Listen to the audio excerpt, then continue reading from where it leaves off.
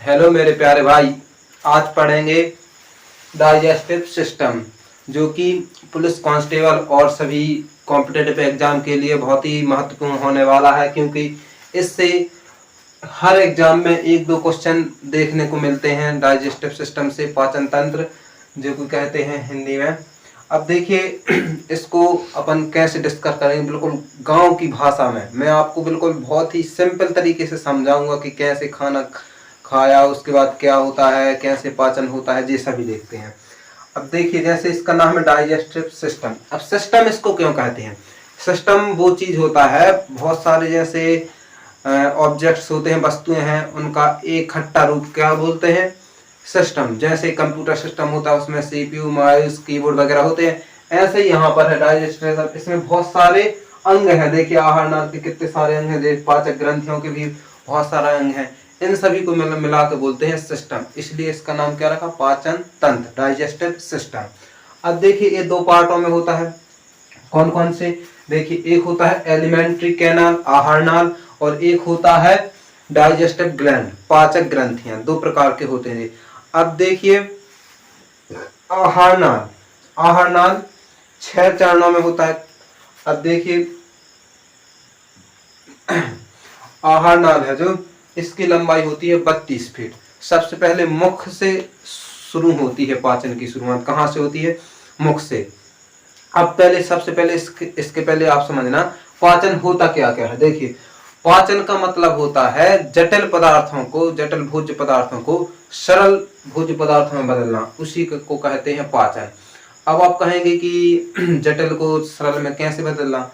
जैसे कोशिकाएं हैं वो बहुत छोटी छोटी हैं। आप कहेंगे कि मुंह में तो पाचन हो गया, फिर क्या काय का पाचन होना है? तो मुंह से इतने छोटे छोटे थोड़ी आप कण कर सकते हैं कि वो कोशिकाएं उनको ग्रहण कर ले। कोशिकाओं को तो ऊर्जा चाहिए ना। तो जटिल पदार्थों को सरल में बदलना क्या कहलाता है? पाचन। ठीक है। अब काय काय का डाइजेशन होता है। देखिए पाचन होता है, पाचन होता है काय काय का? कार्बोहाइड्रेट हो गए, वसा में यहाँ पे लिखते हैं कार्बोहाइड्रेट, वसा और कार्बोहाइड्रेट, वसा और प्रोटीन। कार्बोहाइड्रेट, वसा और प्रोटीन का क्या होता है? पाचन होता है। अब जल, विटामिन और खनिज, इनका पाचन नहीं होता। अब इनका पाचन क्यों नहीं होता है? ये इतने सूक्ष्म अणु होते हैं जल, विटामिन और खनिज के, कि ये डायरेक्ट एब्जॉर्ब कर लिए जाते हैं, मतलब अवशोषण, डायरेक्ट अवशोषण कर लिए जाते हैं, इसलिए इनका पाचन नहीं होता है। पाचन किन 3 चीजों का होता है? कार्बोहाइड्रेट, वसा और प्रोटीन, इनका होता है पाचन। ठीक है। पाचन अब है क्या? पाचन एक फिजियोकेमिकल प्रक्रिया है। फिजियोकेमिकल क्यों? अब देखिए फिजियो मतलब दांत से मुंह चबा देना खाना, तो ये हो गया फिजियो। इसमें कुछ बॉडी को काम करना, चबा रहा है, तो ये हो गया फिजियो। अब केमिकल, केमिकल मतलब इसमें कुछ केमिकल रिएक्शन भी होती है। कैसे? जैसे पेट में खाना गया तो वहां पर HCl अम्ल निकलता है, मैं वो आपको आगे समझाऊंगा। ठीक है। तो वो उसमें केमिकल की क्रिया भी होती है, इसलिए पाचन एक फिजियोकेमिकल क्रिया है। ठीक है, आप ये समझ गए। अब पाचन किस लिए होता है? पाचन का काम होता है भोजन से ऊर्जा निर्माण करना। भोजन से ऊर्जा निर्माण करना पाचन का काम होता है। ठीक है। अब पाचन कहाँ कहाँ होता है? देखिए पाचन शुरू होता है मुख से। कहाँ से शुरू होता है? मुख से।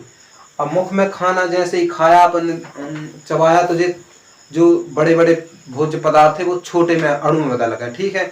इसके बाद गया ग्रास नली। कहाँ पर है? ग्रास नली के द्वारा गया। अब देखिए ग्रास नली से ऐसे तो खाना जाएगा नहीं, आप ऊपर से पानी वगैरह कुछ भी डालिए तो भड़भड़ की आवाज आती है। अब ऐसा अपने खाना अपन ने खाया है, अगर यहाँ से गिरेगा तो पेट दर्द वगैरह होगा, डायरेक्ट गिरेगा तो हो कि नहीं? तो फिर क्या होता है? धीरे धीरे आराम आराम से खाना जाता है। इस टाइप के लगे होते हैं बॉल, इस टाइप के। खाना यहाँ से रुका, फिर थोड़ा, फिर थोड़ा, फिर थोड़ा, ऐसा खाना करके जाता है। तो एक क्वेश्चन बनता है कि जो खाना है वो ग्रास नली से कौन सी गति करता है? तो वो करता है क्रमानुकुंचन की गति करते हुए खाना स्टमक, आमाशय में पहुंचता है। ठीक है। अब देखिए एक क्वेश्चन और बहुत ही इंटरेस्टिंग आता है कि ग्रास नली में खाना का पाचन होता है या नहीं? तो मैं बता दूं खाना का पाचन नहीं होता है। ग्रास नली का काम होता है मुख में पाचन जितना हुआ उसको पेट तक ले जाना, ठीक है, समझ गए। अब इसको देखते हैं आमाशय। आमाशय इसको बोलते हैं इंग्लिश में स्टमक। आमाशय जी बाहर होता है ना अंदर वाला पार्ट, और बाहर वाले को बोलते हैं उदर, लंबोदर। गणेश जी का पेट होता है ना जिसका है लंबा है उदर, उसको बोलते हैं लंबोदर। और पेट को क्या बोलते हैं? स्टमक, अंदर वाले भाग को, ठीक है। तो यहाँ पर खाना जाएगा, यहाँ पर खाना रुकता है 4 घंटे। कितने घंटे? 4 घंटे। और जी आमाशय 3 भाग में बटा होता है, मैं आपको आगे बताऊंगा, ठीक है। इसके बाद खाना जाता है छोटी आंत। छोटी आंत के बाद बड़ी आंत। बड़ी आंत में देखिए छोटी आंत से कुछ पदार्थ भी एब्जॉर्ब कर लिए जाते हैं जो जरूरी है शरीर के लिए, ठीक है। इसके बाद बड़ी आंत। बड़ी आंत के बाद एनस से बाहर, ठीक है। अब देखिए कुछ पाचक ग्रंथियां भी होती हैं। पाचक ग्रंथियां जैसे मुंह में होती हैं लार ग्रंथि। अब लार का काम क्या होता है? लार का काम होता है खाने को चिपचिपा बनाना। आप देखेंगे खाना खाया कभी आपको, जैसे खाने में कंकड़ वगैरह आ जाए। अब कंकड़ आ जाए तो अपन क्या करते? देखते हैं कहाँ है कंकड़, ये है, इसको निकाल के अच्छा मिठाई वगैरह जो तो सब देना खा लेते, नहीं तो फिर क्या करें अलग कर दे, ठीक है। उसको बोलते हैं चिपचिपा खाना, ठीक है। वो पांच लार ग्रंथि होते हैं। अब लार का भी बहुत ज्यादा काम होता है। अब लार का काम क्या होता है? छोटे मोटे कीटाणु होते हैं ना जो, उनको मारना। कभी कभी आपने देखा होगा कि दिन भर खाना आप खाते हो तो मुंह से बदबू नहीं आती है, नहीं आती ना, जब दांत सड़ते हैं। अब रात को आप 4 घंटे के लिए भी सो जाएं, सो जाते ना, तो फिर सुबह स्मेल आने लगती है, बदबू, और दांत पीले भी पड़ जाते हैं। ये क्यों होते हैं? क्योंकि लार नहीं बन पाती उतनी। लार में एक होता है एंजाइम, वो मैं आपको अभी आगे बताता हूँ लार के बारे में। तो वो जीवाणुओं को नष्ट करता है, और रात को अपन सो जाते हैं तो उतनी लार नहीं बन पाती है, तो वो जीवाणु नष्ट नहीं हो पाते, तो वहीं पे चिपक जाते हैं, इसलिए सड़न की बदबू आती। इसके बाद जठर ग्रंथि होती है, ठीक है। ये पित्तरस का स्त्रावण कर, पित्ताशय ग्रंथि होती है, अग्नाशय ग्रंथि, आंत ग्रंथियां। अब आंत ग्रंथियां को है, देखो छोटी आंत में कुछ छोटी छोटी ग्रंथियां पाई जाती हैं जिसको बोलते हैं आंत ग्रंथि, ठीक है। तो आप ये सब समझ गए होंगे, इसका स्क्रीनशॉट ले लेंगे। भाई खाने का पाचन कहाँ से शुरू होता है? पहला स्टेप क्या है? मुख गुहा। इसके 6 स्टेप है, एक एक स्टेप समझेंगे। सबसे पहले देखिए मुख गुहा, इंग्लिश में इसको बोलते हैं बक्कल कैविटी, ठीक है। अब इसमें पाचन कैसे शुरू होता है? मैंने अभी आपको बताया, जैसे अपने खाना खाया जब आया तो यहाँ पे जो बड़े पदार्थ थे ना, अपने खाना खाया एक कोरा, अब वो छोटे छोटे अणुओं में टूट गया, ठीक है। वो रियल पाचन नहीं हुआ, ठीक है, तो छोटे छोटे हो गए। इसमें मुख में और क्या होता है? लार ग्रंथियां पाई जाती हैं। अब देखिए मुख में 3 जोड़ी लार ग्रंथियां होती हैं, 3 जोड़ी। देखिए 3 जोड़ी लार ग्रंथि कौन कौन सी होती है? एक होती है पैराटाइड ग्रंथि। पैराटाइड जी लार ग्रंथि का ही हिस्सा है। अब पैराटाइड ग्रंथि का काम क्या होता है? जिस सांप में जहर का काम करती है पैराटाइड ग्रंथि, जी सबसे बड़ी होती है। एक होती है सबलिंगुअल, एक होती है सबमैंडिबुलर, ठीक है। ये 3 ग्रंथि होती हैं। अब देखिए बात, क्वेश्चन एक बनता है कि एक दिन में कितनी लार निकलती है अपने शरीर से? जैसे एक बाटल लीजिएगा ना, मुंह लार निकाली हर दिन की, वाटर में डाला जाए तो कितनी? 1.5 लीटर लार, 1.5 लीटर पर डे निकलती है, इतनी लार निकलती है। लार का निकलना भी बहुत जरूरी होता है, ठीक है। अब इसमें कुछ एंजाइम होते हैं, 4 एंजाइम होते हैं। लाइसोजाइम, लाइसोजाइम एक ऐसा एंजाइम है जो छोटे छोटे जीवाणु होते ना, जैसे पहले खाना खाया, छोटे बच्चे आपको देख रहे हो जैसे पेन वगैरह खाया, अब इसमें जीवाणु है वो मुंह में चले गए ना, तो उससे बहुत दिक्कत हो जाएगी। तो एक लाइसोजाइम एंजाइम होता है जो जीवाणुओं को नष्ट कर देता है। क्या कर देता है? जीवाणुओं को नष्ट कर देता है। बच्चों की आदत ही होती है, कुछ भी हुआ मुंह में दे लेते हैं, ठीक है। तो ये बच्चों के लिए, इसलिए बच्चों में देखना आप, छोटे बच्चे ने होते ना, उनमें ज्यादा लार निकलती है। क्या होती है? ज्यादा लार निकलती है। कचू कचू तो ऐसे होते हैं, लार वह भी लगी, अब उनको भी फायदा होता है, जीवाणु उनके ज्यादा मर रहा है, लार न करे। अब दूसरे होते हैं, आपने देखे टाइलन तो नाम सुना होगा। अब एक आपने जे नहीं सुना होगा एंजाइम, डाई स्टेज। टाइलन और डाई स्टेज दोनों का काम एक ही होता है। स्टार्च, स्टार्च को हिंदी में बोलते हैं मंड जानते हैं? मंड जिसको बोलते हैं। जैसे आप गेहूं वगैरह लीजिए, गेहूं के ऊपर की जो छीलन होती ना, छिकला जिसको बोलते हैं, चल्लो सन तो जानते ही ये सब, बस तो वही कहो जैसे छान ले, कितना वो आप ज्यादा छान लेना लेकिन वो प्रॉपर तरीके से वो स्टार्च को नहीं निकाल सकते, ठीक है। अब वो स्टार्च नहीं निकलता है तो उसका पाचन कौन करता है? टाइलिन। जैसे अगर 100% स्टार्च निकल जाएगी तो फिर वो मैदा बन जाती है, और मैदा आप ज़्यादा खा लो तो पचती नहीं है, इसलिए वो बहुत भी जरूरी होते हैं स्टार्च। ठीक है, स्टार्च से अपना खाने का भी क्या होता है? पाचन हो जाता है। ठीक है, इनको भी तो काम चाहिए। अगर मैदा की आप 4 रोटी खाओ तो पच नहीं सकती वो, क्योंकि उसमें मन ही नहीं है, स्टार्च नहीं है। एक होता है म्यूकस एंजाइम पाता है, ये भोजन को चिपचिपा बनाता है। ठीक है, ये एंजाइम होता है मुंह में, जो भोजन को चिपचिपा बनाता है। ठीक है, अब मैंने अभी ये को बता दी थी ग्रास नली। ग्रास नली, इसमें पाचन नहीं होता है। अब ग्रास नली में पाचन नहीं होता है तो क्या होता है? ये खाने को स्टमक तक ले जाने का काम करती है। ठीक है, और इसमें क्रमानुकुंचन की गति होती है। अब देखिए तीसरा स्टेप क्या है? आमाशय। ठीक है, आमाशय जिसको बोलते हैं पेट बोलते हैं सभी लोग। ठीक है, इसमें खाना रुकता है 4 घंटे तक। कितने घंटे तक? 4 घंटे तक रुकता है। आमाशय के 3 भाग होते हैं। कितने भाग? 1 2 3, 3 भाग होते हैं। अब देखिए, अभी मैंने आपको बताया ग्रास नली, इसके पहले बताया ग्रास नली की लंबाई, और लिख लेना आप, ग्रास नली की लंबाई होती है 25 सेंटीमीटर। कितनी होती है? 25 सेंटीमीटर। देखिए, ग्रास नली की लंबाई होती है 25 सेंटीमीटर। ठीक है, और जो मुख में से खाना आता है ग्रास नली के द्वारा जो पेट में, उसको बोलते हैं, जो छोटी आंत तक जाता है उसको बोलते हैं बोलस। उस खाने को जो चिपचिपा वो होता है ना आमाशय के द्वारा जाता है, उसको बोलते हैं बोलस। क्या बोलते हैं? बोलस। ठीक है, यहाँ से फिर कहा है कायम। कायम, ठीक है, कायम खाना होता है। अब देखिए, स्टमक में खाना पहुंचा 4 घंटे तक रुकता है, इसलिए देखिए कभी कभी आपने ज़्यादा खाना खा लेते ना लोग, अच्छे भर पेट, कहीं पार्टी वगैरह में गए तो जे आलू पूरी कहूँ, जे भजिया पूरी जमाने भर का सब खा लेते हैं। अब ज़्यादा खाया तो कोई भी मशीन हो, ज़्यादा वर्क करने के लिए ज़्यादा एनर्जी चाहिए होती है, तो वैसे ही अपना पेट है, अब ज़्यादा खाना खाया तो ज़्यादा पचाना पड़ा, तो सभी पूरे शरीर बॉडी की यहाँ से एनर्जी आ जाए, यहाँ से आ जाएगी एनर्जी आ जाए। अब हर जगह की ऊर्जा आ जाएगी तो माइंड में भी यहाँ से एनर्जी आएगी, कोशिका सब अपनी यहाँ ले लेंगी पचाने के लिए, तो दिमाग थोड़ा रिलैक्स फील करता है, हाँ नींद से आने लगती है। ठीक है, तो इसी वजह से ज़्यादा खाने से क्या आती है? नींद आती है। अब जो इसके होते हैं 3 भाग होते हैं आमाशय के। कौन कौन से 3 भाग?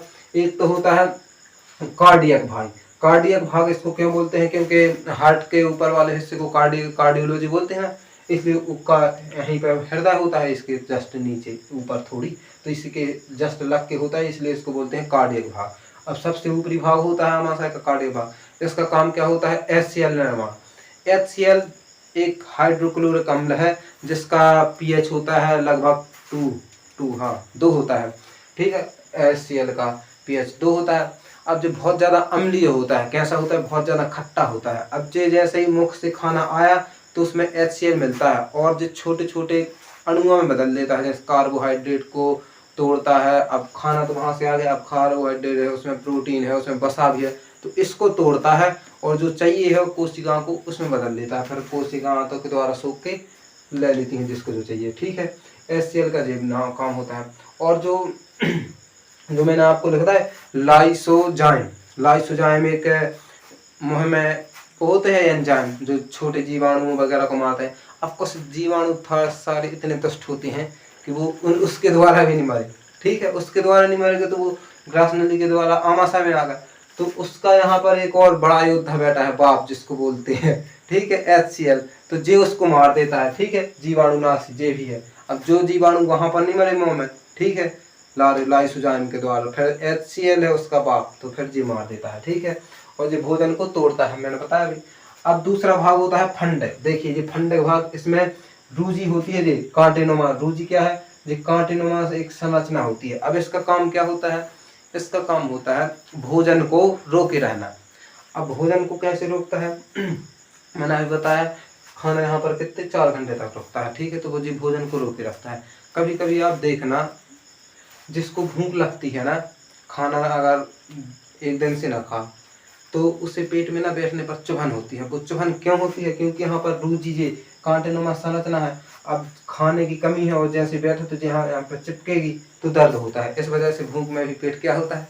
दर्द होता है। ठीक है, और एक होता है सबसे नीचे का भाग, इसको बोलते हैं पाइलोरिक भाग। यहाँ पर होती है जठर ग्रंथि। क्या होती है? जठर ग्रंथि। जिसमें 2 प्रकार के एंजाइम निकलते हैं। कौन कौन से? एक होता है रेनिन, रेनिन तो आपने सुना होगा, ठीक है, जो दूध को क्या में बदलता है? दही में। और ये देखिए बच्चे में होता है जी रेनिन, बच्चे जैसे दूध पीते हैं तो तुरंत दही बन जाता है, वे इसलिए उल्टी करते हैं तो दही निकलता है, क्योंकि उनमें रेनिन की मात्रा ज़्यादा होती है। अब एक होता है पेप्सिन, पेप्सिन का काम होता है प्रोटीन को पेप्टोन में बदलना, प्रोटीन को पेप्टोन में बदलना पेप्सिन का काम होता है एंजाइम, ठीक है। अब देखिए बुढ़ापे में ना जी रेनिन की कमी हो जाती है, रेनिन की कमी होने से क्या होता है, डॉक्टर वगैरह जो बूढ़े लोग होते हैं ना उनको सलाह देते हैं, क्या देते हैं कि आप दूध न खाओ करे, दूध पचत नहीं है डॉक्टर, दही खाओ करे। कैसे? दूध से दही तो बन नहीं है, इस अच्छा दही ने खा ले, कम पाचन हो जाए, इसलिए वो सलाह क्या देते हैं कि दही खाओ, ठीक है। तो इसका भी स्क्रीनशॉट ले लिए। अब आगे चलते हैं। अब देखिए भाई, अब समझते हैं छोटी आंत। छोटी आंत की लंबाई कितनी होती है? 6.5 मीटर, ठीक है, 6.5 मीटर लंबी होती है छोटी आंत। इसके 3 भाग होते हैं, ड्यूडेनम, जेजुनम और इलियम, 3 भाग होते हैं छोटी आंत के। ओके, इतना समझ में आया। अब देखिए खाना का जो पाचन है ना मुख से चालू होता है, मुख से चालू हुआ, ग्रास नली के द्वारा आया आमस में। अब जो वो खाना आता है उसको बोलते हैं बोलस, ठीक है। अब आमा से जो खाना निकलता है उसको बोलते हैं काइम। क्या बोलते हैं? काइम। जो मुख से आता है उसको बोलते हैं बोलस, ठीक है, चिपचिपा होता है। अब जो आमाशय से पचने के बाद निकलता है उसको बोलते हैं काइम, ठीक है। तो काइम खाना कहाँ पर जाता है? छोटी आंत। छोटी आंत में होता है भोजन का पाचन संपूर्ण होता है, ठीक है, संपन्न होता है। तो क्वेश्चन आता है कि भोजन का संपूर्ण पाचन कहाँ पर होता है? संपन्न मतलब पूर्ण कहाँ पर होता है? छोटी आंत में। यहाँ पर जो भी वो होता है भोज्य पदार्थ टूटे जल जो खाना पचा है तो उसका एब्जॉर्बेशन होता है, ठीक है। अब जो जरूरी था शरीर के लिए वो तो अवशोषण कर लिया, अब जो जरूरी नहीं है उसका क्या होता है? तो वो जाता है बड़ी आंत में, ठीक है। बड़ी आंत की लंबाई होती है 1.5 मीटर, ठीक है, 1.5 मीटर होती है लंबी। इसके भी 3 भाग होते हैं, कौन कौन से? सीकम, कोलन और एक होता है रेक्टम, मलद्वार, ठीक है। इसके 3 भाग होते हैं। अब इसमें जो खाना आया अपचय, जो पचा नहीं है, ठीक है, जितनी जरूरत थी इसके बाद वेस्ट मटेरियल बचा वो बाहर जाना है, तो वो बड़ी आंत में जा आया, ठीक है। बड़ी आंत में क्या होता है? जल और अपचय भोजनों का अवशोषण किया जाता है, ठीक है। तो यहाँ से जल अलग हो जाता है और जो बचा है मटेरियल वो मलद्वार के बाद एनस के द्वारा बाहर त्याग दिया जाता है। अब एक क्वेश्चन और आता है कि लार ग्रंथि का पीएच मान कितना होता है? तो लार ग्रंथि का पीएच मान होता है 6.8, ठीक है, 6.8 होता है लार ग्रंथि का पीएच मान, ठीक है। अब देखिए, अब जो भी इसके भाग और रह गए हैं जैसे दांत, जीवा, ये सब मैं आपको यकृत, किडनी वगैरह जो भी रह गए हैं वो मैं आपको नेक्स्ट वीडियो में करवाऊंगा, ठीक है। अगर वीडियो अच्छी लगी हो तो प्लीज़ लाइक करें और शेयर ज़रूर करें। धन्यवाद।